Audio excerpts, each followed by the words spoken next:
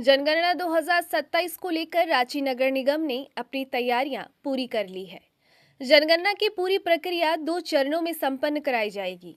पहले चरण में मकानों का सूचीकरण किया जाएगा, जिसके तहत घरों से संबंधित बुनियादी जानकारियां एकत्रित की जाएगी।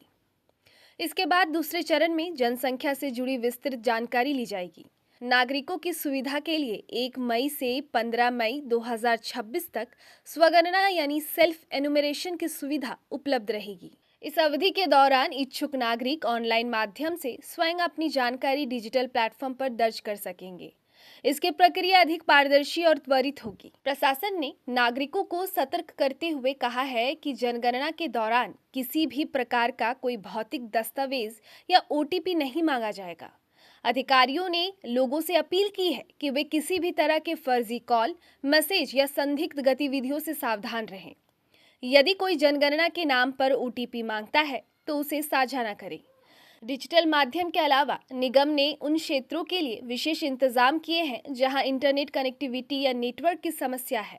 ऐसे ग्रामीण और नेटवर्क विहीन इलाकों में शिक्षकों की टीम तैनात की जाएगी।